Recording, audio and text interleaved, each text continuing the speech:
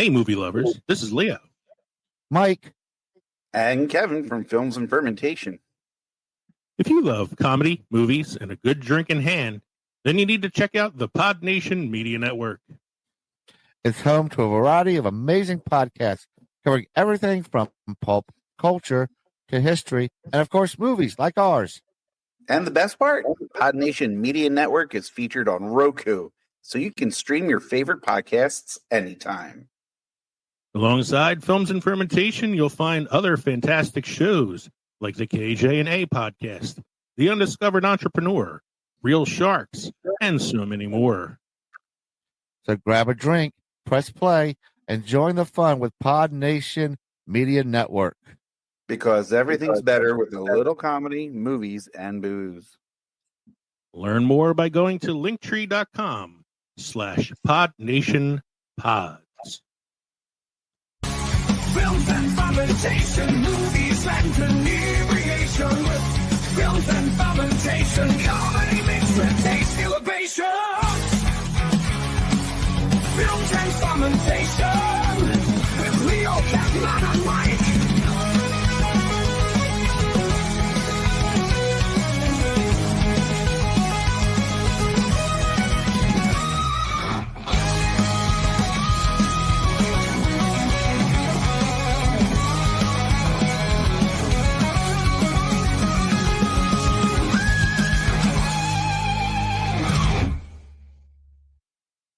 Hey, everybody. Welcome back to Films and Fermentation. It's been a while since we've had a new episode.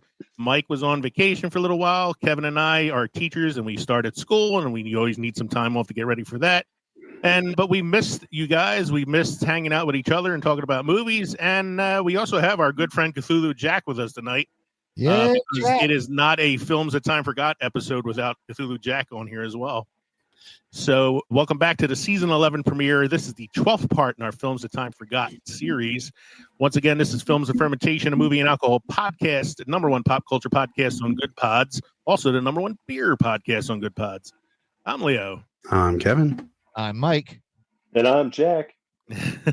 We're 3 friends plus one more, so 4 friends who like to talk shit about movies while getting shit-faced. Welcome back, fellow film fanatics, to season 11 of Films and Fermentation. That's right.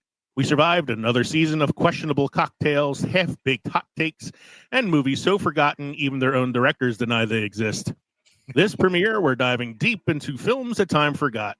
You know, the ones that didn't just fall through the cracks. They got shoved into a basement, locked in a trunk, and buried under Jimmy Hoffa. We're talking cinematic fossils, movies you only remember when somebody says, hey, wasn't Brendan Fraser in that one? So grab a drink, lower your standards, and let's toast to another season of digging up Hollywood's awkward, dusty skeletons. Whew. I did not practice that one beforehand. That was a lot. Don't forget to drop us an email at filmsandfermentation@gmail.com or visit linktree.com/filmsandfermentation to find all of our social media and podcast links. Become part of the Films and Fermentation family by watching us on the Podnation Media Network on Roku. You can also find Cthulhu Jack Presents on the Podnation Media Network as well. You can subscribe to our Substack newsletter if you want to be up to date on what we got going on. And remember, we are an independent. Know what we're doing up to date. That we don't even know what we're doing up to date half the time. Yeah, I actually haven't posted a Substack in 3 weeks either, so it's not really that up to date. We are an independent podcast, which means we are listener supported. So please consider joining our Patreon for as little as $1 a month to receive members only content.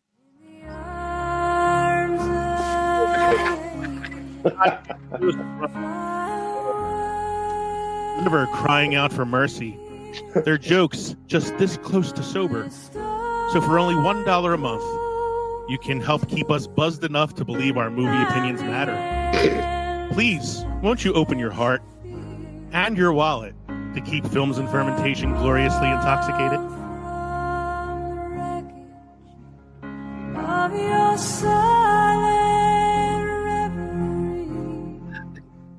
Know how hard it was to get that clip?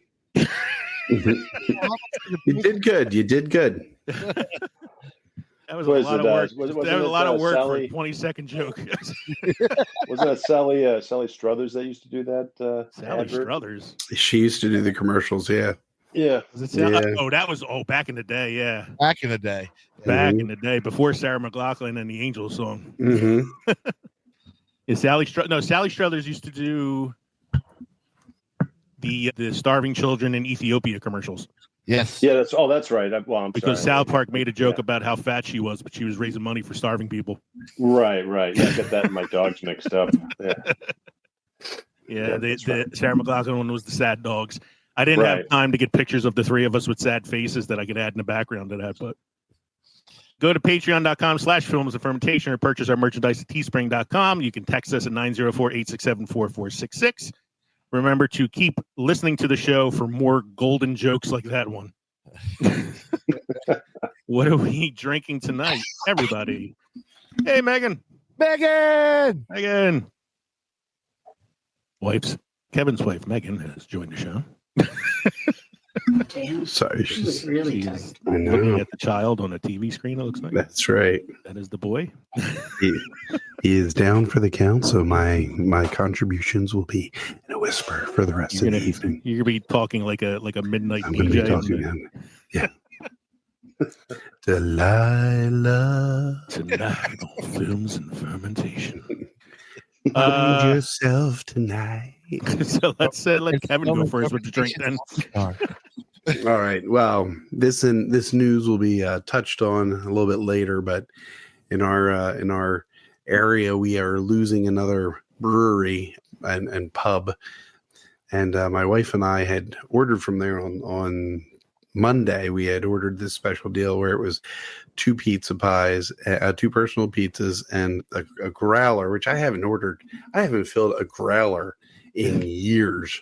I took the one that I had, which had a tag on it from 2020, and it was covered by 8 inches of dust. And I gave it to them. They replaced it with one of theirs. So this is from Iron Hill Brewery. This is the Irish Red beer that they have. Yeah.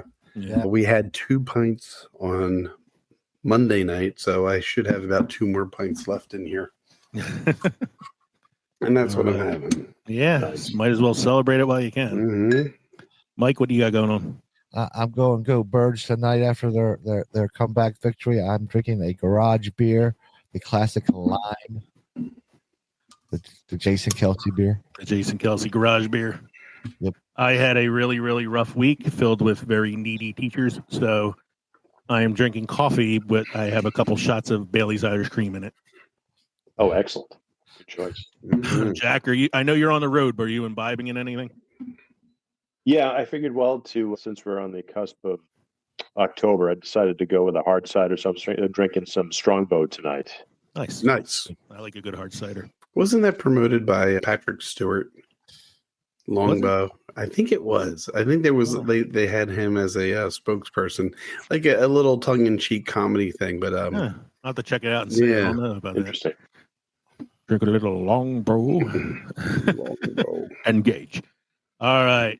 It's been a while. I don't know if this is more this month in film history or this week in film history, but we're only this week. It's only this week. All right. So let's play the song. This week in film history with Mike.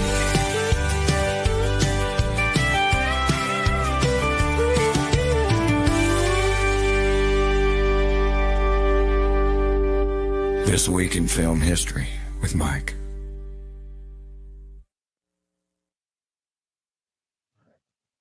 (1927) Sunrise, A Song of Two Humans, directed by F.W. Murnau. Starring George O'Brien and Janet Gaynor, is released Academy Awards unique and artistic picture 1927. F.W. Murnau is the director of Nosferatu. Yes. Right. Played by John Malkovich in Shadow of the Vampire. That's a good one. Yeah. Jack, are you familiar with this one? Because I know you're a noir fan here. 1945 film noir, Mildred Pierce, starring Joan Crawford, opens at Strand Theater in New York City City wins Academy Award for Best Actress. Yes, I've seen Mildred Pierce, but it's been many years. But yeah, I'm always up for a good film noir. I know. I can't say I have seen it. I said my film knowledge prior to 1960 is fairly limited. It's an embarrassing, absence on my part of movies between like the 30s and 40s and maybe a little bit into the 50s that I'm not like super familiar with. I'm actually more familiar with like silent films in the 20s. Oh, interesting. Yeah, there's a big gap in the middle. That's funny. Yeah. You know what I noticed more in those movies, and I kind of wish we still had them, is when you watch an old noir or movies with the bench seats, people never get out of their car. The drivers never get out of their car on the side of the road. They always get out on the sidewalk. They scoot over. I kind of miss that. That would be kind of fun to do. You know what I mean? Instead of like opening the door into traffic, scoot over on that big old seat. bench. Yeah, right. The first car I ever drove had a bench seat in it. My first car that I had was a 1990 Dodge Dynasty. It had a bench seat in the front. Oh, nice. Now, did it have leather? Did you polish it so you could slide around real good? No, it was cloth interior, but you could still slide across it. Sure. I had to be able to slide. You had to be able to have that slide across thing, because if you're driving around with the girl you were seeing at the time, you had to have her like next to you so you have your arm around her. Yeah, exactly. I mean, that's the crime of taking away the bench seat as well. On top of that, talking a big game, like I had a lot of girlfriends. I was with my wife at the time when I had that car. She was my girlfriend at the time. It all counts. Yeah. Next one you got there, Mike. Excuse me. The 1959 Hammer horror film The Mummy, starring Christopher Lee and Peter Cushing, is released in the UK. This is a great movie. I love this movie. Okay, I've seen a lot of the Hammer Dracula films with Christopher Lee and Peter Cushing. Oh, it's got one of the greatest reveals where the camera just zooms up and part of his bandages come off, revealing him. It's fantastic. All right, I have to check that one out. Yeah. Next one you got there, Mike. 1962, ABC's first color television series, The Jetsons, created by Hanna-Barbera, premiered just 2 years after the premiere of The Flintstones, which is the first ever primetime animated series. I added that Flintstone bit to your factor. I saw that. Because the Flintstones were black and white in its first two seasons. Yep. It was. They also had a laugh track. Hanna-Barbera Which were you going to say, Mike? Hanna-Barbera had a lot of laugh tracks on their in the early cartoons, yeah. Next one, sir. 1982, film begins, I'll Never Say Never Again, with Sean Connery playing James Bond for the final time. And this was the one that was in competition with the Roger Moore one at the same time, right? Yes, it was. Oh, speaking of Patrick Stewart.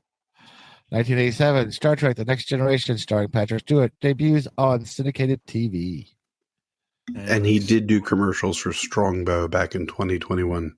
Oh, wow. I'll have to find a commercial. That'd be funny. I still watch Next Gen to this day. Yes, that's right. Ever since Mike introduced me to the Pluto TV channel that plays it on loop. Oh, yeah. I love the next movie.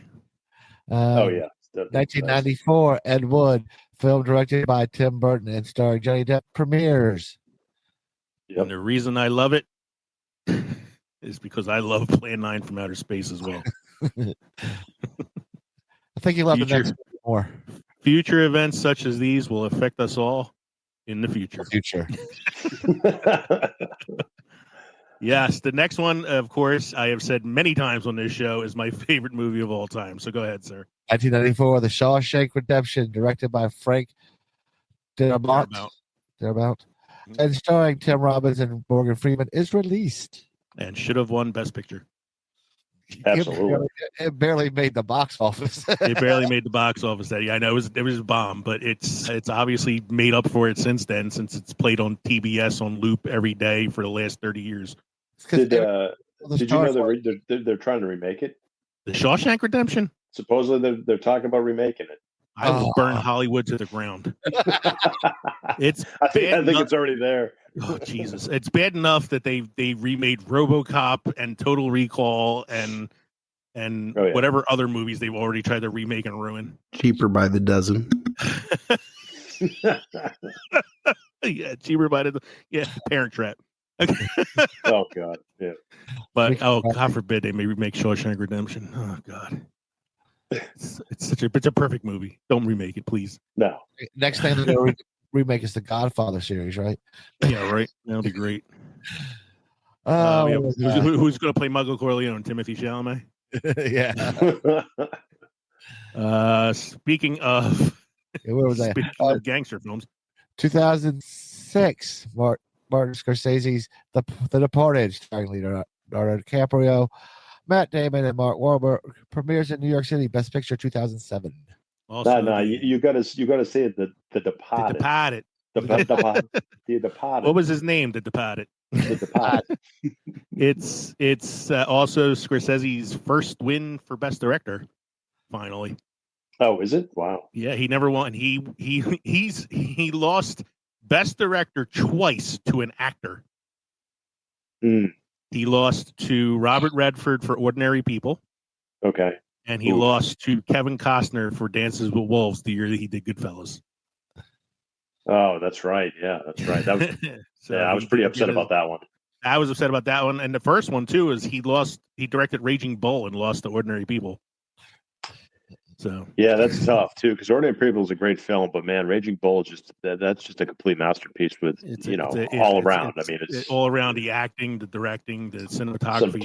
Oh yeah, but I do like The Departed as well, and I saw this in the theater, and it's still one of my favorite theater reactions is DiCaprio's demise at the end of the film, because the entire theater that I was in was like, what? It was such a great reaction. And the last one's her. In 2021, James Bond film No Time to Die, the last starring Daniel Craig, premieres after a 18-month delay due to the pandemic. And that didn't affect the box office at all. No. No Time to Die, only worth watching because Ana de Armas is in it. So I'm going to go back to The Departed for a second. Yeah. I never actually, I'm trying to think. I don't think I've ever seen it. You never seen The Departed? Oh, well, I have seen it, but not that particular film. Because the first time I had seen it there's a Hong Kong movie called Infernal Affairs. Yeah, Infernal Affairs, which is what it was based on. Right, what it was based on. And I remember seeing that in the theater. And then a few years later, The Departed came out, and I was like, wait a minute, what? Which was kind of funny. But so I have yet to. I've seen plenty clips of it. But that's one I have to. It's an excellent film. It's a really, really good film. I don't know if it was his best job as a director. I kind of feel it was almost like a career award for him at that point. Well, it's got a fantastic cast. I mean, it's a fantastic cast. DiCaprio is great in it. Damon's great in it. Everybody's really, really good in it. Even like Alec Baldwin's really good in it. Mark Wahlberg, it's the best performance he's ever given. Probably his best performance since Boogie Nights. And wow, the only thing I have problem with in the film, and it's going to sound funny because he's such a great actor, is Jack Nicholson. Really? I don't know what he's doing with that Boston accent. Oh no! But it is out there. Yeah. When I say bury your body in the mash, I mean bury him in the fucking mash, and it's like Scorsese couldn't do anything to like. Yeah.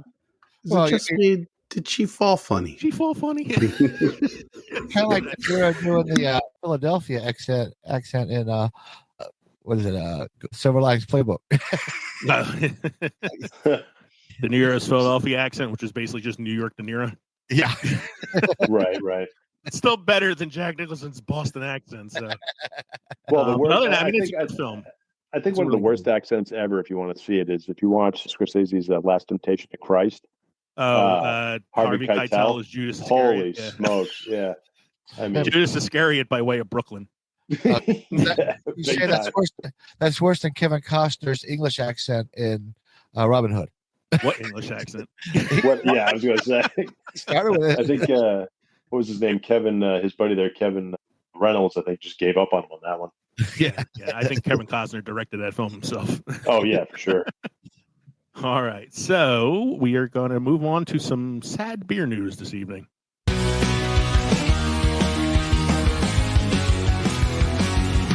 Kevin's here. He's here for beer. He's got news. It's beer news with Kevin.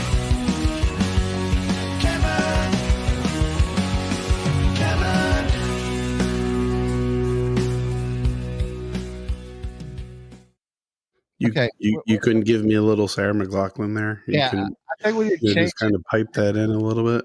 We need to change this music because it's beer news. It's good news. It's never good news. It's bad music for him. This is bear news. Is sad news. Go ahead, Kev. I'll leave the music playing if you want. There you go. Yeah. Whenever you're ready. I know you're choked up. But... I am. I'm choked up. All right, ladies and gentlemen, it is my sad duty to report to you that Iron Hill Brewery has closed all of its locations effective immediately and has filed for bankruptcy. In a move that will send shockwaves through the PA craft beer community, Iron Hill Brewery and Restaurant has announced the immediate closure of all of its locations. Breweries in PA have received the below email screenshot from an anonymous employee from Iron Hill leadership announcing the closure. Dear team, I hope this message finds you well. It is with a heavy heart that I must announce the closure of all of our restaurant locations effective immediately. Due to ongoing financial challenges, the company has made the difficult decision to file for bankruptcy and, regrettably, will be permanently closing its doors. We understand that this news is coming with limited notice. However, we have been working diligently behind the scenes to secure new sources of funding and explore alternative solutions to avoid this situation. Communicating the financial challenges to the team ahead of time would have compromised the ability to secure the additional funding needed. This decision was not made lightly, and we understand the impact it will have on each and every one of you. We are committed to supporting our team members during the transition and will provide information regarding final paychecks, benefits, and resources for finding new employment. A final payroll, off-cycle payroll, will be processed on 9/25/2025. Those who receive direct deposit will still have their funds directly deposited into their account. We will mail any paper checks to the addresses on file through Paycor. Kelly Benefits and Lincoln Financial will be mailing information regarding benefits and 401ks for anyone who was enrolled in either respective benefits plan. We express our deepest gratitude for your contributions and dedication to our company. Each of you has played a vital role in our journey, and we sincerely appreciate your hard work and commitment. I like the fact that you have to read quietly so you don't wake up your son, and it almost makes it feel like it's a more somber read right now. This email circulated to team members revealed the company's decision to file for bankruptcy and permanently close its doors, citing ongoing financial challenges. The announcement, delivered with a heavy heart, marks the end of an era for the beloved brew pub chain, which has been a staple in communities across the region for decades. The internal message, dated September 25th, 2025, states, "We understand that this news is coming with limited notice. However, we've been working diligently behind the scenes to secure new sources of funding and explore alternative solutions to avoid this situation. Ultimately, financial difficulties led to the final decision. For the many fans of Iron Hill's handcrafted beers and signature pub fare, the news is heartbreaking. The brew pubs were more than just restaurants. They were community hubs, places where families gathered, friends celebrated, and beer lovers explored new tastes. The permanent closure of all of its locations is a significant loss not only for the employees and leadership, but also for the PA beer community, which relied on them as a source of great food and beer." And that is your beer news for tonight. Way to kill the mood, dude. Jesus. I was talking to Mike for adding in the sound effect. What was that? Yeah. Just business. They filed for bankruptcy. It's sad. Let me play a gag sound. I was half expecting a D. That's all, folks. Here, you got this. It's a bold strategy, Cotton. Let's see if it pays off for him. All right. It's been a while since we've had a new episode, so I do have some movie updates for you. Movie updates with Leo. Movie updates with Leo. Movie updates with Leo. Movie updates Leo. So I actually mentioned this man's name earlier as two actors who beat Martin Scorsese for Best Directing Oscars, Robert Redford. As of this recording, which I believe this would have been like about a week ago or so, Legendary actor and director Robert Redford has passed away at the age of 89. I was both shocked that he passed away, but I was also shocked that he was 89 years old. I didn't realize he was that old. I hope I look like Robert Redford when I'm 89. Yeah, he can afford the plastic surgery. Personal trainers, the personal, whatever. But yeah, Robert Redford. And of course, I think my favorite Robert Redford film is also one of Mike's favorite Robert Redford films. That's Sneakers.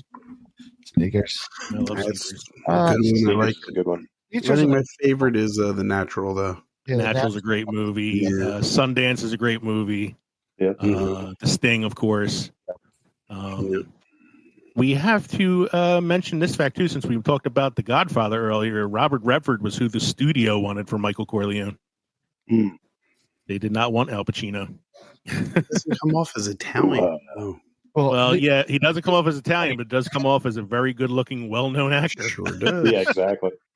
And that's kind of what they were looking for. I have to say, one of my favorites is Jeremiah Johnson. That's always, yeah, that's a good one. It's probably I would call that one of the films that time forgot if you had to for Robert Redford. Oh yeah, 100%. Yeah, 100%. Wake Up Dead Man, the third film in the Knives Out trilogy, hits theaters November 26th and then goes to Netflix on December 12th because God forbid movies stay in the theaters longer than 2 weeks anymore. I am looking forward to this though because I love the first Knives Out movie. The second one was okay. I didn't like it that much, but I really liked the first one. And this one, as is the case with the Knives Out films, has a very stacked cast. Daniel Craig, of course, returning as Benoit Blanc. Glenn Close, Josh Brolin, Mila Kunis, Jeremy Renner, Kerry Washington, Andrew Scott, Thomas Hayden Church, Jeffrey Wright, just to name a few of the people who will be appearing in this film. Low budget film. What's that? Low budget film. Low budget, yeah. Yeah. The Highlander remake, which was delayed, was supposed to come out in spring of 2026, will now be delayed to late 2026 following an injury that Henry Cavill suffered while preparing for the filming of the Highlander remake. But don't worry, if you need a Henry Cavill fix, we have 3 Henry Cavill movies coming out before then. Enola Holmes 3, an action thriller called In the Gray, and Voltron. Is he playing Voltron? I don't know if it's animated or live action or if he's the actual giant robot because he's Henry Cavill. I have no idea, but it's Voltron, yeah. Okay. James Gunn's Superman, also known as Guardians of the DCU, is now available on HBO Max. I really like the Superman film. I definitely want to watch it again. I watched it with my son already. Oh, yeah? You watched it already? Yeah. Added it to the marathon of Superman films you guys watched. That's right. That's right. I really liked the James Gunn Superman. I thought it was really good. And Disney Plus announces the release of The Mandalorian and Grogu in theaters May 22nd, 2026. They released the trailer this week. You can see it on YouTube. It includes a jacked Rhoda the Hutt. They sure did release that trailer. If that's what you want to call it, man. Holy cow. Holy smokes. I have to say, that trailer was pretty limp noodle, man. It was like, how much Grogu can we push into this trailer to get people to come to the theater to see it? Yeah. It was like, I imagine like every cute moment he has in the film was in that trailer. Yeah, I think somebody was saying today on a podcast I was watching that they went to the obligatory him at the table trying to get food, which I guess is in every episode. Yeah, but I actually like the crossover between Aliens and The Mandalorian. Sigourney Weaver. You know? I like that they're bringing in Ellen Ripley for this. And then Predator will join soon, and it will be just part of the same universe. Well, what they got to do is they got to bring back the cast from the original Aliens. So Veronica Cartwright's still alive. Yeah. Yaphet Kotto passed away, right? Yaphet Kotto passed away. So Tom Skerritt's still alive, isn't he? Tom Skerritt's still alive. Yeah. And then, what's his name passed away? The other guy. Ian Holmes dead, yeah. Well, they could bring Ian Holmes back from Alien, whatever. Alien Romulus, Romulus, yeah. No, I was thinking of the other guy, the guy that works with Yaphet Kotto in Harry Dean Stanton. Harry Dean Stanton, he passed away. Yeah, they're all gone except for Ripley and Veronica Cartwright and Tom Skerritt. So. No, fortunately, we can do all CGI, you know. Yeah, right. de-aging, all that stuff. I mean, Yeah, I never saw the Mando series because Mhm. I mean, as a kid, I wanted to see a Boba Fett series. So to me, it's Mhm. kind of an imposter show, and the fact that it's Grogu and obviously it's Baby Yoda. Mhm. So, but to see I saw the poster. Did you guys see the poster for it? Yeah. Mhm. Yeah, it just doesn't seem like a Star Wars movie. It seems like a Western. sitcom. Yeah. So the Mando series is actually pretty good. They had a season called Book of Boba Fett, Yeah, which I saw the was clips of very that, yeah. disappointing. But the Mandalorian, for the most part, has been pretty good series. Of course, the draw is the Baby Yoda guy, but Sure. but it's actually was a really good series, and it's more like a space western that takes place in the Star Wars universe. Gotcha. But I love the that trailer, Tatooine, right, or whatever it was. yeah, it mostly takes place there. But like the trailer is like, yeah, it felt like, let's put as much of Baby Yoda in the trailer as we can, because I don't know if people are going to want to see it otherwise. Yeah. And then Right. the title sequence at the end looked like a really good Windows clip art. Yes, no, 100%. I was definitely thinking, yeah, Well, Amy, early 90s, you know. but Disney threw all that together to end the hemorrhaging of money that was leaving Yeah. Yeah. over the past week. Yeah. You know? Right. Well, you also have to think, like, they had the last 3 Marvel films that they released: Fantastic Four, Thunderbolts, and what was the other one that they did recently? I can't remember. But shit, the Captain America one and the Winter Soldier. Oh, right. Yeah. Brave New World or something. Brave New World. All made over $400 million worldwide, but were still considered bombs because of how much money they spent making them. Oh, yeah, exactly. So, I mean, like, yeah, at some point, I think it just becomes oversaturation, and then people are turned away by it. I also think, too, I thought it was funny that we were oversaturated with Pedro, that they didn't bother to take his helmet off, which I thought was kind of comical. Yes, Pedro Pascal has become ubiquitous. Well, I don't know. Him and Henry Cavill are they're everything. So I don't feel as much like like I see Henry Cavill and I'm not like turned off by it. I see Pedro Pascal and I'm like, again. Well, the problem with Henry Cavill is he's got the Guillermo del Toro problem, where he signs his name to a lot of projects and gets a lot of headlines, but then the projects never fruition to anything until like way down the line, or then he goes to something else and finally. So he's always kind of out there, but other than the last Mission Impossible movie, and he was in not League of Extraordinary Gentlemen. There was another, like, a World War II. Something gentleman. Ministry of Ungentlemanly Warfare. Yeah, that's it. But I mean, he's not really, other than playing like little side characters, he's not really out there that much as a lead, because it always seems like the projects he's on disappear. Like, he was on Witcher, then things happened, he went away. You know, Superman, it's like he's in the zeitgeist of that because of, everybody loves him as Superman, obviously. So, but yeah, I'd be curious to see what he does with. I mean, I don't think we need. I think we've kind of, with all the TV shows, cartoons, and everything else in the movies for the Highlander series. I mean, I don't know what else there is to actually come of that, but I mean, why not? Well, it's already been confirmed that the Highlander reboot will have Henry Cavill as McLeod. Karen Gillan is in it as the love interest. Dave Bautista is going to be playing the antagonist, whoever that might be. And he's no Clancy Brown. No, sure. And I love Dave Bautista, but I don't think he's going to be as good as Kurgan was. But my favorite is that the man who trains McLeod, which was played by Sean Connery in the original film, Ramirez, will be played by the master of accents himself, Russell Crowe. Oh, there you go. That should be awesome. Hopefully I'll be curious if he's going to be portly or if he's going to be slimmed down, because Connery was pretty fit in that one. Yeah, Connery's pretty fit, but no, I think Russell Crowe has entered Marlon Brando territory where he just eats Doritos and reads off cue cards. Right. Billy Zane is actually, which I only caught like a glimpse of this, so I got to seek out the trailer. But Billy Zane's in a new movie where he plays Brando in Brando's life, I guess. It looks really good.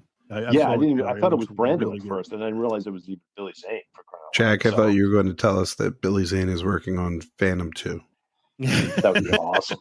I would love that. Awesome. You're bringing everything else back 30 years later. Give me a Phantom 2. Yeah, exactly. Mike, a must-try beer craft destination for us. What I'm going to bring back, remake, is The Shadow. The Shadow? Yeah. Oh, yeah, because the first one was awesome. I do. I have a craft destination.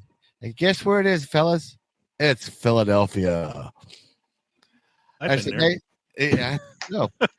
As the nation's original capital, it's no surprise that beer is deeply intertwined with the Philadelphia's history. In the 1800s, the city was celebrated as the most accomplished brewing center outside of Europe. Today, more than 130, 129 now, craft breweries. Too soon. As in Delaware, though, breweries keep the legacy alive, offering dozens of styles across the metro area.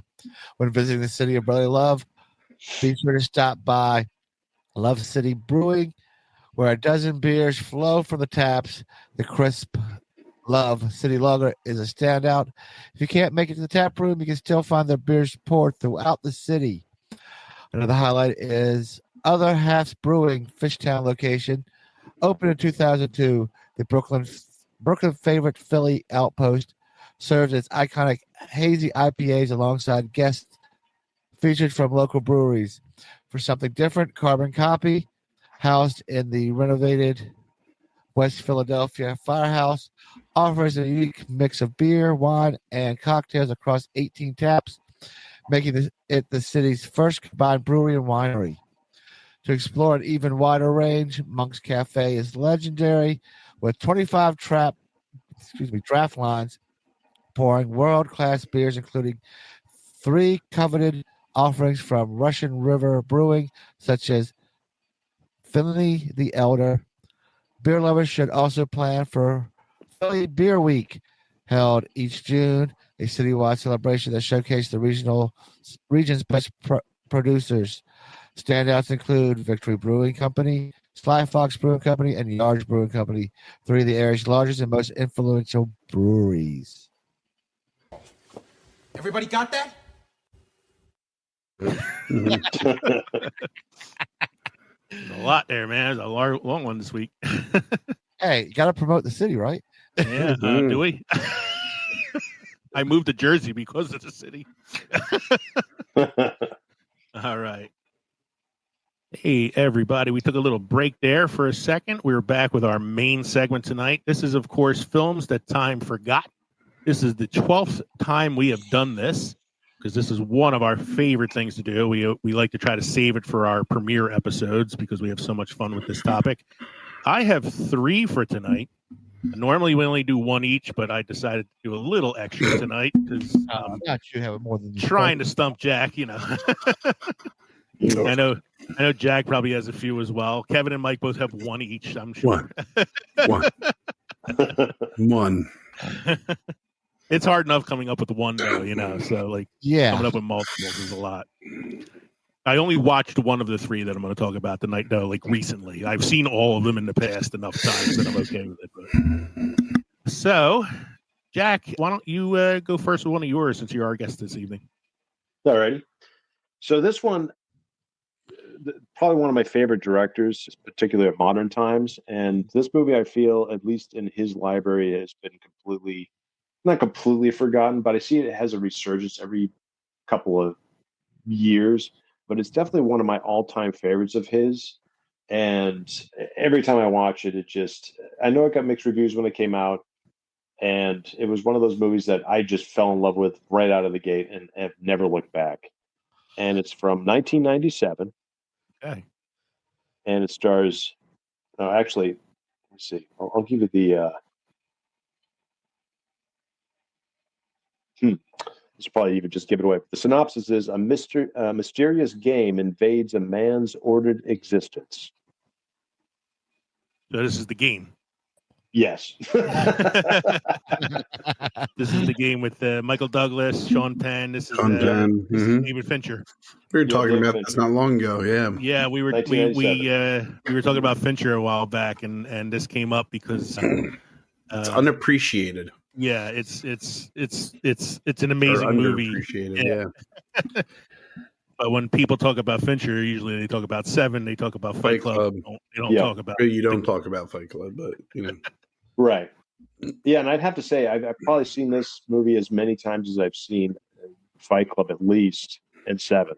Yeah. I mean, those are kind of the trifecta for me. I mean, I actually just watched Benjamin Button fairly recently, and I bought the art book and then bought the movie on DVD, Blu-ray, because I thought that movie was magnificent. I mean, it's not. I feel it's incredibly well crafted, and I'm going to watch it again to kind of, because sometimes with a Fincher movie, you watch it and you're like, I dig this. And even the more times you watch it, I feel like those movies get better and better. Even the Panic Room I watched again recently, which I really do like that movie a lot. I like the Panic Room a lot. About that. Such a great I like film. The Panic Room a lot. I love Jodie Foster. It's one of my favorite Jodie Foster films. And that movie is super intense. I mean, the fact that they keep that movie just right at the top for tense, right out of the gate. Once they get the lights go out and it's the end of the day and so on and so forth, and the guys come in from there to the end, you're like, wow. My favorite, Jared Leto, next to Fight Club, two best roles he's ever done. Anytime Jared Leto either gets the shit kicked out of him or shot in the face, it's a good role. Right, exactly. Exactly. But get back to the game. I think the first time I watched it, I didn't know it was a Fincher film. It was 97. I was in college. I was pretty young. I wasn't like as into going through a director's filmography as much as I am now. And so I had watched it when it was on cable and really, really liked it. It wasn't until like a few years later that I realized it was the same guy that did, these other movies that I love. Yeah, I think I rented it from Blockbuster or West Coast Video at the time. And I mean, it was just a very interesting movie, Well, and how it unfolds it's just really fantastic. It's like it really lures you in, and then when you think, oh, it's this isn't going to happen, it does. I mean, he keeps you guessing the whole time. And the music with Howard Shore composes the music, which he does most of his films. I love that soundtrack. It's probably one of my favorite soundtracks as well. It's so haunting. And the intercuts and the mix that they do with the 16 millimeter of his dad going on the roof and the different clips of his childhood. I mean, that movie is so rich. I mean, that's where you see where everybody has that argument about film or video. It's like you watch that movie and shot on film at the time. That is such a great, just textural movie. This is one I got to get back to and rewatch because I haven't seen this one in a while. And I've seen Seven and I've seen Fight Club a million times. I've seen, Button a few times, but this is one I got. Social Network I've seen a million times. This is one I got to revisit a little bit. Because I mean, so Douglas Penn, Deborah Unger plays Douglas's wife in the film. That whole sequence too, when they're back at her place, and then he starts they do a really good job connecting you to Michael Douglas as the audience, because he is the audience at that point. But that whole sequence with her and then him trying to figure that, and he's putting all the pieces together, and you're putting the pieces together with him. I mean, and then the whole scene.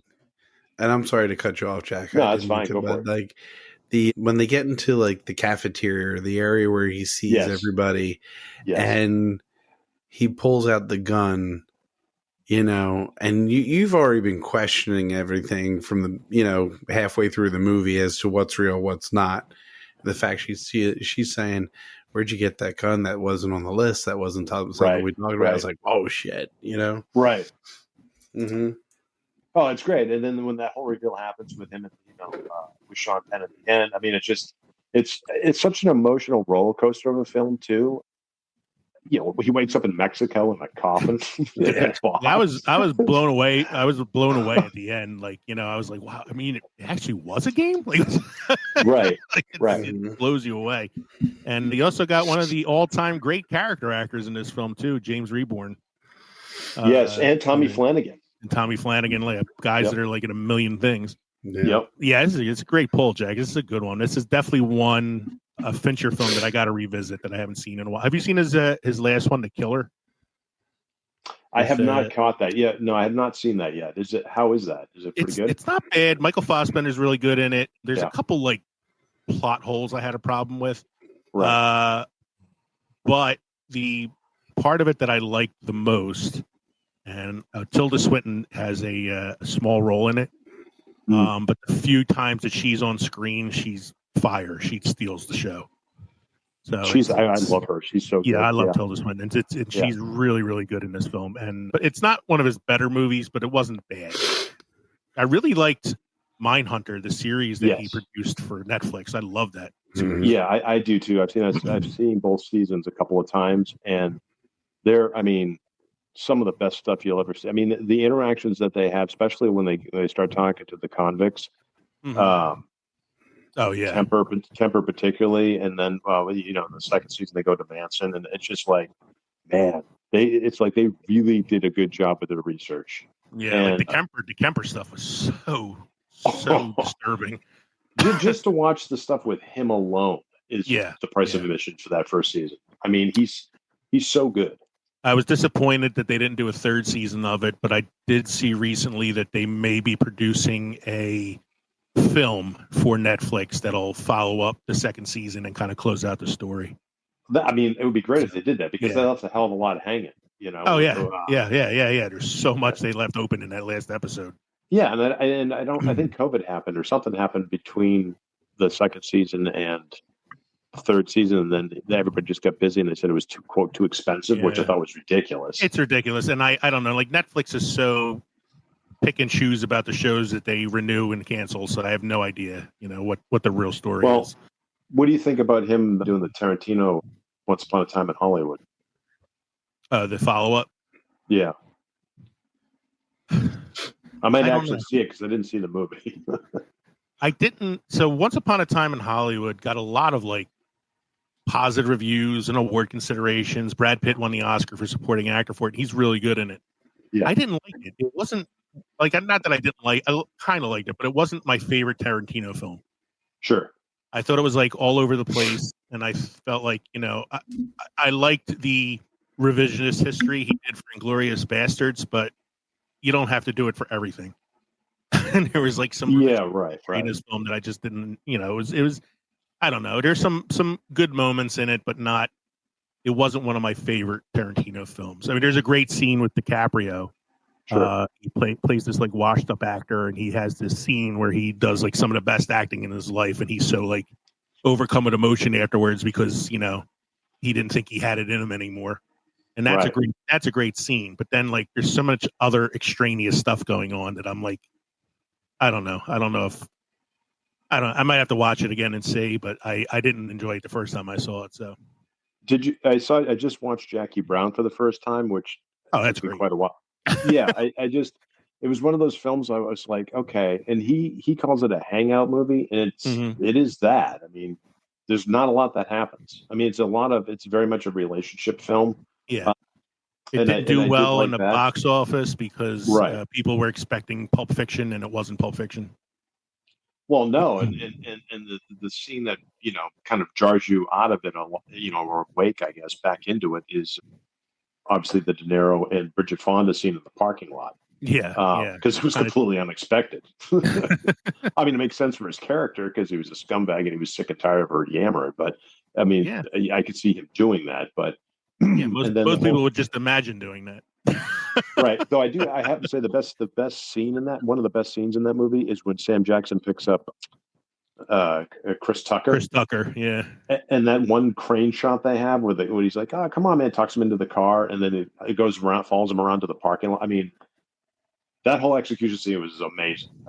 I mean, wow. It's obvious it's a Tarantino film. It's got a lot of the homages to other films that he does, even down to the fact that Pam Grier stars in it. Right. I thought Robert Forster was the best part of that film. Oh, 100%. Yeah, I totally agree. Yeah. That's a good one. All right, let's see here. Mike, Kev, either you guys want to go next? You have 3. I think you should go next. Oh, okay. I'll take one then. I'll do one that I think Jack will guess very easily because this is a great film. It's from 1990. R-rated film, horror film, by one of my favorite horror directors. In fact, he directed my favorite horror film of all time, Hellraiser, Clive Barker. This movie stars Craig Schaefer, David Cronenberg, the famed director, as the antagonist of the film. Nightbreed, of course. It is Nightbreed. I love this movie. I knew you would get this one right away. I was trying. I was kicking. I was trying to remember the name. Now they put out a director's cut, correct? trying to remember. If I think it's like one of those movies where there's like multiple cuts that are available. Yeah, because it got butchered by the studio, if I remember correctly. Mm-hmm. And Cronenberg was in it, of course, but I know Barker was not happy because of what the studio did to it. And I thought they put out a new version of it, like a maybe. cut, I mean, the last time I watched it was on Amazon Prime, and it was an hour 40 minutes or so, which I think was the original cut. Right. Because the directors, I would assume, be a little longer. So the only one I've ever seen is the original cut. I still like it, even though there's obvious studio interference in it. But right, I still love it. I like it because of the practical effects in it. Yeah, no, definitely. The makeup effects, practical effects are really good. Yeah. Yeah. Here, I'll share the screen so you can see some of the pictures here. So this is like, and then Cronenberg's zipper face is awesome. Oh yeah. So here's like two of the creatures that you meet, the Nightbreed. There's another one there. Yeah, that's one I got to see again. It's been a long time. So there's Cronenberg here with the Schaefer, the actor who stars in the film. Yeah, Cronenberg plays like a serial killer. And that's the thing that I like about it too, is the twist that the monster this guy is the villain. That's the mask that he wears. But the monsters themselves are the good guys. Right. So like this guy here looks like a demon, but he's a good guy. So that's kind of one of the things I liked about Nightbreed. It's just it kind of it twists it around a little bit. Plus, having already seen Hellraiser and loving Hellraiser, so I knew like Clive Barker doesn't usually disappoint me. Good old Frank. So, alrighty, that was my first one. I knew Jack would get that one easily. I do have one from deep in the well for later on, but why don't one of you guys go next? I'll go. All right, so mine's from 1986, a PG-13 movie. It says action horror thriller. Director is Mike Marvin. Okay. The actors in it start from the least known to up to the most. Chris Nash, Griffin O'Neill, Clint Howard, Amy Bozen, David Shrell, Matthew Berry, Randy Quaid, Sherlyn. Did you say what type of genre? I'm sorry. Horror thriller. Horror thriller. Okay. So Randy Quaid, Sherilyn Fenn, Nick Cassavetes. Nick Cassavetes. Yes. Yeah. And Charlie Sheen. Oh, is this the Wraith? It's the Wraith. The Wraith. Yeah. I see the cover. I just couldn't remember the damn name. Oh, yep. Here's the best cover I love that I saw this. It gives the four top actors in it. It goes featuring the music of Billy Idol, Robert Palmer, Ozzy Osbourne, and Motley Crue. The Wraith. I'll give you a funny piece of trivia on that one. Charlie Sheen was also filming Platoon at the time, and his schedule was so crazy with that. A lot of the times that you see the Wraith in the film, it's not Charlie Sheen. Yeah, it's probably no kidding. It is a body double. Yeah. That's funny. I don't think I've seen that film since 1987. Yeah. Just rewatched it, and I'm like, so this movie tells you back in the 80s, if you were the head of a gang, you could tell a woman, "You're my woman. Nobody can touch you," and kidnap her no matter where she's at, working, take her from work, whatever. Yeah. And they all wore mini skirts and crop tops and roller skates while they're serving burgers. Yeah, it's a holdover from the 50s. Yeah. So I saw the Wraith in the 90s probably, and I hadn't watched it since then till like recently. Another podcast. There's a podcast called How Did This Get Made that talks about like bad movies. And they covered the Wraith recently, and I was like, wow, I haven't seen that in forever. So I rewatched it again, and I'm like, wow, now I remember why I haven't seen this in forever. How they stop people to race cars, but they have to put the racing helmet on before they what? Well, that's the key with the consistency of not knowing it's Charlie Sheen or somebody standing in for him, No. The bad guys. Okay. They would put a racing helmet on with no face shield. Like you're in your car driving. Why you just put? It's because you're going faster now. Yeah, I don't know. It's 80s. It's you know. It was bad 80s. That was definitely a deep one, though, man. I went deep with that one. That was a good one. Mike. I was stuck until you said Charlie. You said Charlie Sheen. I knew what it was as you said it. Because the rest, I kept thinking of Quick Change, but that's not even remotely the same thing. No, that's that a was good in the movie, 90s. That was with what's his name, Bill Murray. That was wasn't Bill it? Murray. Yeah, Randy Quaid was in that. that, but it was Bill Murray. Randy Quaid is best mhm. John Wayne impersonation in this movie as the cop. You kids better quit doing that. Man. Wow, that's a pull. That is a real pull. So, Mike, you have anything else you want to say, or should we go to Kevin's now? It should have been forgotten. We should have. Well, what threw me is when you mentioned Clint Howard. It's like Clint Howard could be in anything. I mean, he's in like 4,000 different movies. Like the first thing that popped in my head when he said like action, horror, thriller, whatever, and you said Clint Howard, I thought there's one where he plays a serial killer who works in an ice cream truck. Yeah, the Ice Cream Man, isn't it? Ice Cream Man, yeah. And that was the first one that popped in my head when I heard Clint Howard. But then when I heard the rest of the cast, I was like, no, I don't think it's that. Because Clint Howard's either done really bad horror films or just any film that his brother directed. Right, exactly. And Seinfeld. He's also the Johnson guy from the Austin Power films. Yes. That's true. So, Kev, why don't we move on to yours now? All right, mine's a cakewalk, so I'm going to try to be. I mean, based on everything that you guys have been saying, I'm going to try to make this as difficult as possible. I'm only going to tell you the year it came out was 1990. Okay.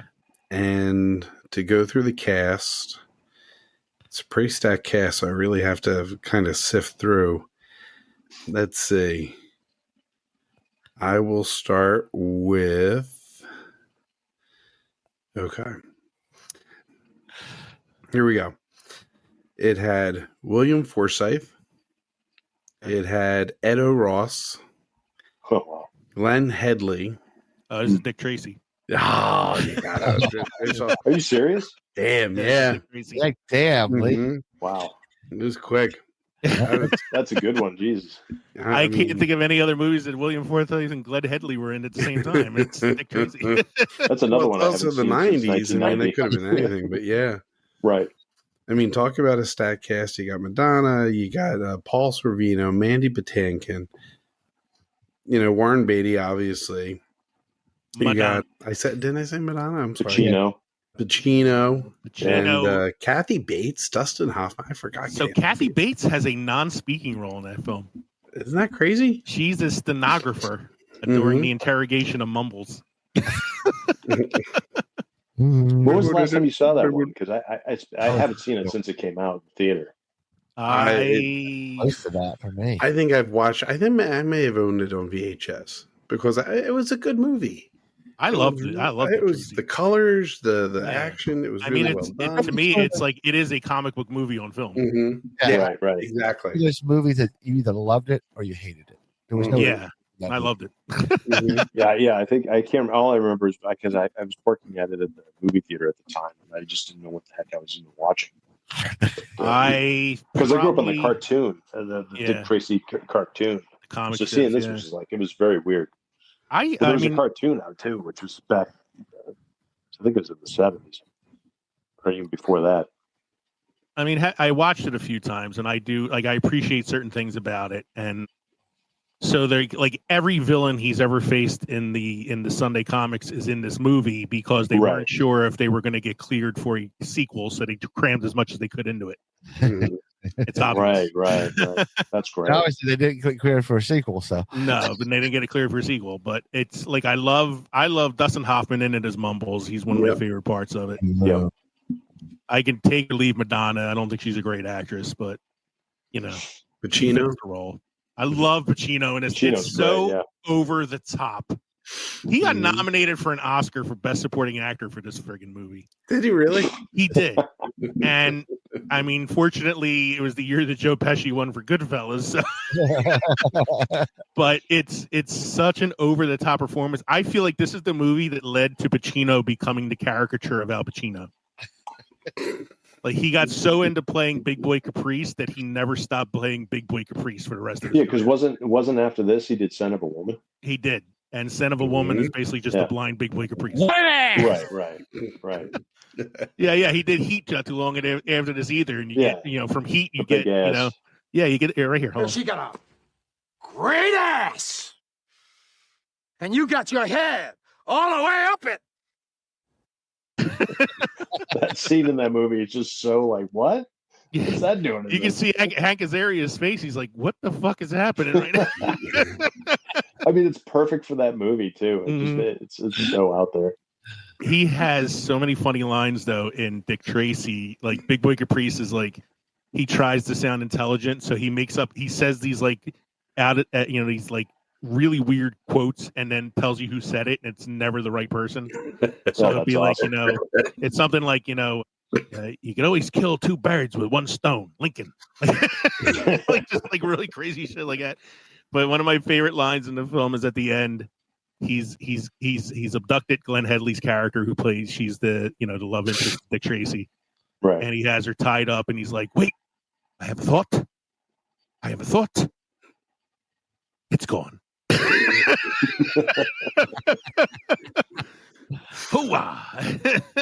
I'll have to see that again when I have a chance. I think it's like, I really do think it's the movie that broke Pacino, because after that you get Scent of a Woman, you get Heat, you get Devil's Advocate, where he's really off the wall. Yeah.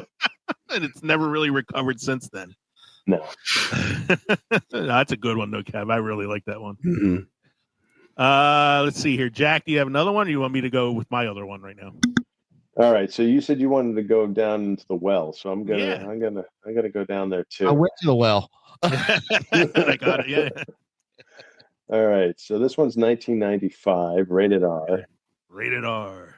All right. Let's see what we got here. Oh boy. All right. So this one's got James LeGros.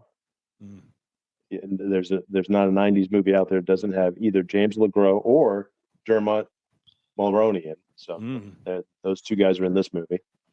Catherine Keener. Okay. Peter Dinklage, and I think this was his first role. Kevin Corrigan, and I think he was in Dazed and Confused. I have to look that up.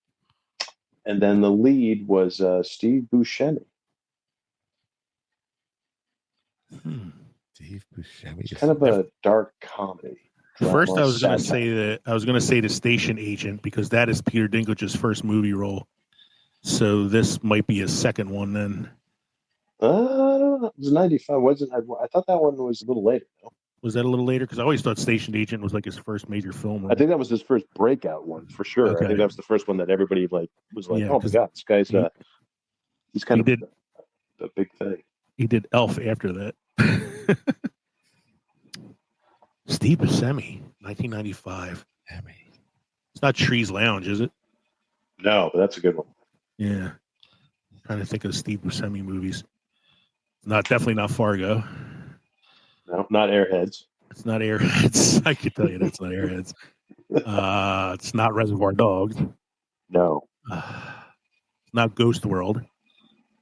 No, that's another good one. Classic, yeah. That's a great film. Yeah, my Steve Buscemi like Rolodex is running thin right now. I'm trying to think of like just 90s films that he was in. But he was the lead in. He was the lead in. I know. That's why I said Trees Lounge first. Is it Armageddon? Yeah. Armageddon. Armageddon. I just watched that again recently too. That movie's hysterical. Oh God, have you ever listened to the director's commentary? Oh yeah. Where Ben Affleck says to Michael Bay, "How come we didn't teach astronauts how to drill?" And Michael Bay tells him to shut the fuck up.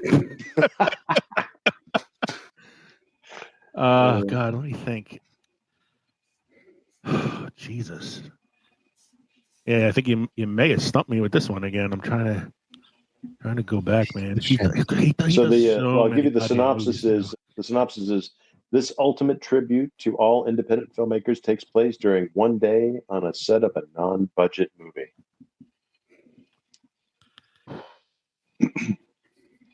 Peter Dinklage actually plays a dwarf in a dream, and he makes total fun of the whole. It's hysterical. Just living in oblivion. Yes. Oh wow. Yeah, I had to go deep for that one, Jack. Yeah, that's a good one, man. That's a classic. I've seen it once. Like I don't even remember Peter Dinklage as a dwarf in it. That's how long ago. Yeah, he wears a powder blue, a top hat, and like a suit. Wow. But technically, he plays a dwarf in every movie, but right. Yeah, but this one he's like, oh, I can't remember the exact line, but he pokes fun of Steve Buscemi about it. He's like, oh, so I have to be a dwarf in a movie, in this woman's dream, and I'm holding up an apple. It's like, this is so cliche. It's just like that makes me think of In Bruges. Oh God, In Bruges is such a great film. I love where the dwarf actor that Colin Farrell befriends is like angry at the film that he's in because it's like this dream sequence, and he's a dwarf, but he has to play a little boy. And yep. I love that movie. That's man. Oof. This is back when I was absorbing a lot of movies because I was really getting into film, especially like independent films. And there's so many movies that I've probably forgotten that I've seen. Oh yeah, no, I happen to me all the time. That's why I went to while watching one. Yeah, it'd be like you watch a movie and you're like, wait, I've seen this one. Mm-hmm. Jesus, yeah, that's a good one. Here, I'll give you one more then. This is not the one that I was trying to fool you with. I think this is one you might probably figure out. I don't know if Mike or Kev have seen this one either. I'll go right to the main star because, you don't get this guy as a lead that often either. John Lithgow starred in this film from 1992. It's a horror thriller. Raising Cain. Yeah, very good. Oh, I don't even have to say anything. Great movie. Nice. I like Raising Cain. I haven't seen this one in a while.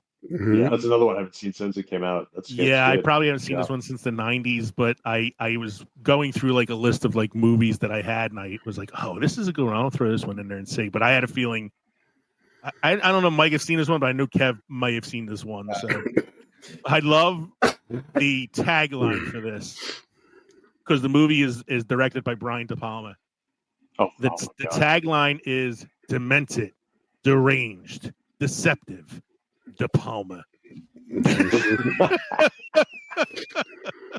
Oh man, it's definitely not Untouchables, but I still enjoy this movie. That's funny.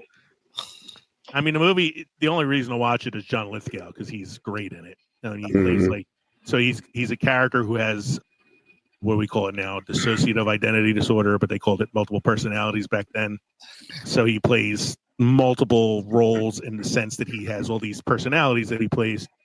But then he also plays his own father in the film, and the father was experimenting on him as a kid, which led to the multiple personalities. Oh, that sounds awesome. Yeah, it's probably worth a rewatch. I haven't seen this in a while, but I remember watching it a lot. I had it on VHS. I used to watch it all the time. I had no idea that De Palma directed that. That's interesting. I actually I didn't know that either. And even though I've seen this movie a million times, it's funny. De Palma's, he's got such a weird filmography. Yeah, he does. And he does have a typical style, but I wouldn't have been able to pick out his style in this film. It's not like Scarface or Untouchables or even Blowout or something like that. He has a style. Right. But yeah, all right. That's a good, nice poll, Kev. I didn't even have to say anything. I just said John Lithgow. We've already done Harry and the Hendersons before, so you knew it wasn't that one. Remind me, wasn't there a movie around the same time? Denzel Washington is the hero. Ricochet. John Lithgow, Ricochet. Yeah. Okay, because I get Raising Cain and Ricochet mixed up from time to time. He was the villain in Ricochet as well. Yeah, exactly. Yeah, and Ricochet was put in prison. He was put in prison by Denzel Washington's character, and when he escapes from prison, he frames Washington for a bunch of different like things that he didn't do in order to ruin his reputation. Yeah. All I remember from that movie is John Lithgow has a fight in prison with another inmate, and they wear Yellow Pages books all over their bodies as armor. So, Jack, do you have another one, or should I do my last one? Let's see. I know he has another one. Ooh. All right, I won't go too hard on this one. Let's see.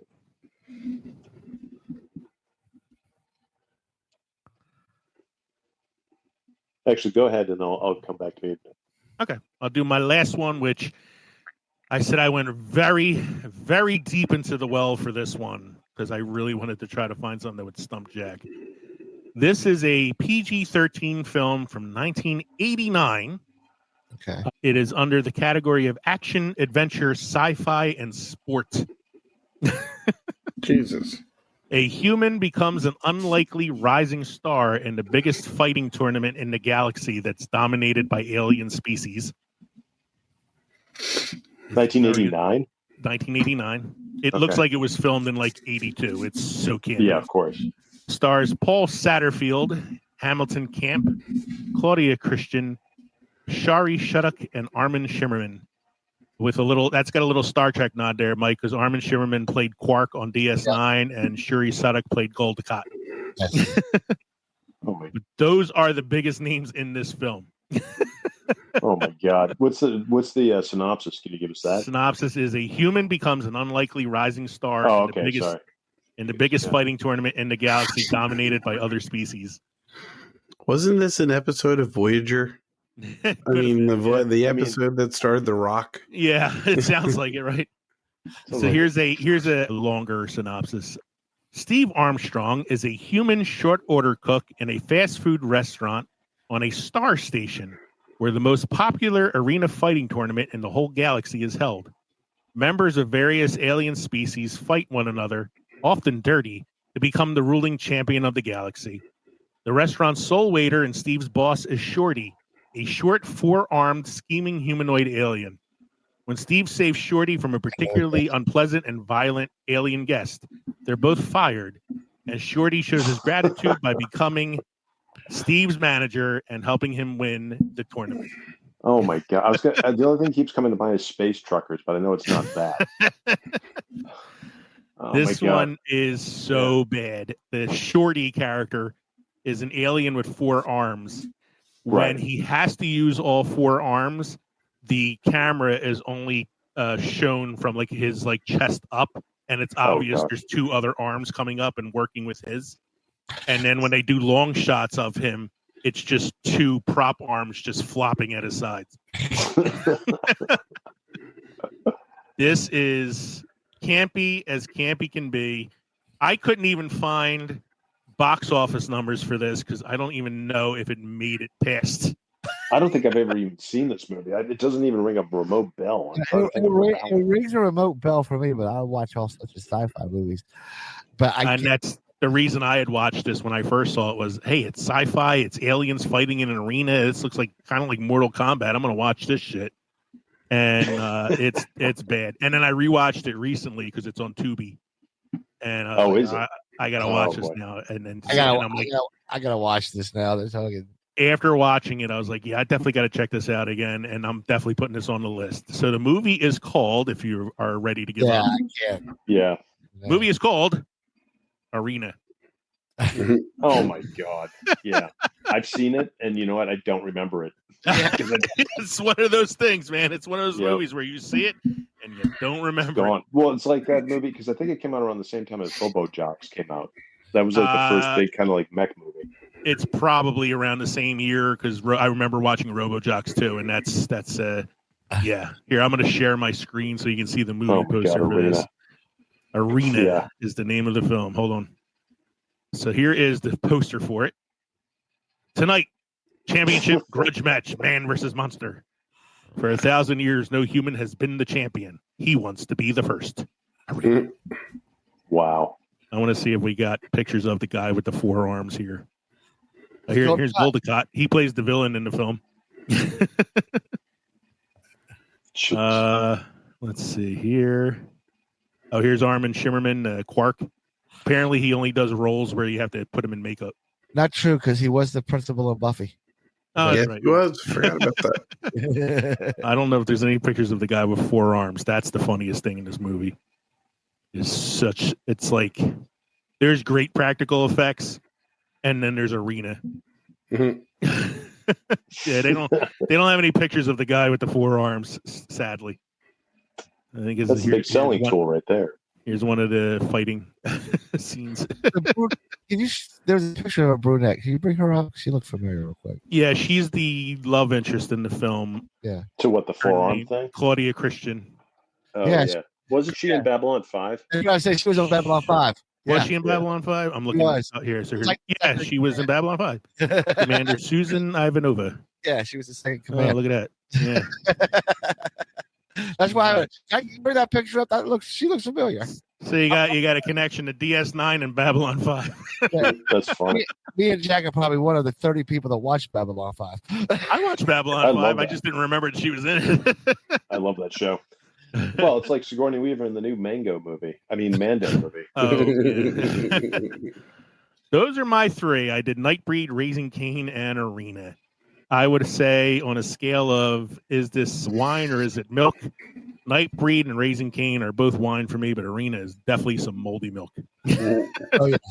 So it doesn't hold up, is what you're saying? No, it's not hold up at all. But if you want to watch it, it's on Tubi. Yeah, so is Wraith. Wraith is on Tubi. Wraith is on Tubi. It is also, I would call Wraith milk. I would call it milk, except for, the lead actress does show boobs. So. Oh, that's the 80s staple. Everybody shows their tits in the 80s. Well, that's what I think it was Corman. When was it Corman? No, was it Corman that probably? It was. I think Herschel Gordon Lewis said that the cheapest special effect is a woman's chest. That sounds like an 80s producer. Yeah, it only happened in the 80s. After that, I will say that Dick Tracy to me is definitely wine. I would wine. Oh yeah, Tracy. Yeah, for sure. Mm-hmm. Yeah, and then Jack, what were the ones you gave us tonight? The Game and Living in Oblivion. Yeah, so The Game is definitely wine to me. I have to watch that again. I haven't seen Living in Oblivion since it came out in the 90s, so I definitely have to rewatch that one just so I could see that Peter Dinklage was actually in the film. Do you have any other ones for us tonight, Jack? Or yeah, so I got one more quick one for you. Okay. This one's from 1997, rated R, comedy, dark comedy satire. I'll go with the cast first. Benny the Jet Yokitis is in it. Mitchell Ryan, Jeremy Piven, another Hank Azaria appearance, Alan Arkin, Joan Cusack, Dan Aykroyd, then Minnie Driver, and John Cusack. Gross Point Blank? Oh, Gross Point Blank. Yeah. Love that. I couldn't get it out of my mouth quick enough. Kevin beat me to it. That's Dan Aykroyd one threw me for a minute there, but as soon as you said Minnie Driver and John Cusack, yeah. I mean, the banter between Aykroyd and Cusack in it is great. Oh, the banter between Cusack and Arkin too. Yeah. Yep. And Driver. I mean, that movie's. I find that's like. I think that's a perfect movie as far as I'm concerned. Mm-hmm. It's like you go in exactly with everything across the board. I mean, just everybody's firing on all cylinders. I mean, Joan and John themselves, brother and sister. I mean, the fact that she's, the secretary plus also the person that gets, helps him out with his, his agency and all that stuff and burns it all to the ground. I mean, just classic stuff, man. It's a very noir film. He goes back for the class reunion, and he doesn't even hide it. He just tells me, "I'm a hitman. I'm a professional hitman," and no one believes. They're like, "No, I'm with dental." I think they're making light of it so much. I'm not like a real big John Cusack fan. I think there's only a few movies that I really like of his, but I think his 2 best movies are Grosse Pointe Blank and High Fidelity. High Fidelity. Yes. I think those are my 2 favorite. Pretty much any movie he's in is a movie that Tom forgot. So that's true. Not really. He was in Con Air, and that movie lives forever. Yeah, but nobody remembers him in it. I remember he's in it. He's the FBI agent who wears flip-flops for some reason. That's right. But another Steve Buscemi crazy movie. Yes, another Steve Buscemi film. They strap him to a chair. And another John Malkovich film. Yep. And Kevin's favorite actor, Nick Cage. All right. Mike, you have any beer history or trivia for us this evening? I get some beer history. South Pacific Island cultures developed fermentation methods in which starch is converted into fermentable sugars through human saliva, a practice similar to South American chicha. Tribes around the world have used this approach, whether chewing grain or spitting into a fermentation vessel, for spitting into a cooked grain before sealing it up to ferment.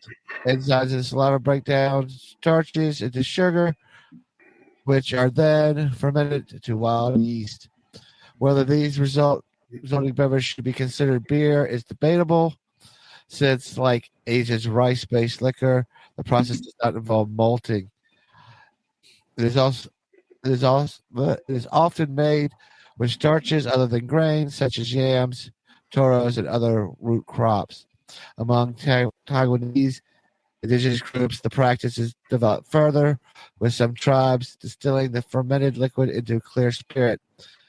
Because these groups lack writing systems, the antiquity of this technique is unclear. It may have been introduced from mainland China by the Han immigrants, especially since milt, native to North China, is a typical base ingredient, though this remains uncertain. The first industrial brewery in Asia emerged much later in 1855. Edward Dreyer founded the Dreyer Breweries in the Himalayan mountains of India. The enterprise survives today as part of the Mohan Meakin, a diverse company spanning multiple industries. Everybody got that? We have a cinema quote of the week. Acting is not about being someone different. It's finding the similarity in what is apparently different than finding myself in there. Meryl Streep, American actress, 1949. Now, I love Meryl Streep, but that really sounds pretentious. All righty. How are our drinks this evening, gentlemen? The last Very of good. the Iron Hill is gone. Oh, no. Oh, no. Well, look, it had a shelf life. I was supposed to drink it within 48 hours of opening it. A couple days later, but, it is what it is. To move on. Coffee and Irish cream, always good. Can't go wrong with garage beer. Yep. And Jack had a good old hard cider. Strongbow. I had to look up that commercial with Patrick Stewart now. Mm-hmm. Engage. Yeah. So once again, everybody, thank you for joining us tonight for the season 11 premiere. Jack, would you like to tell everybody where they can find you at?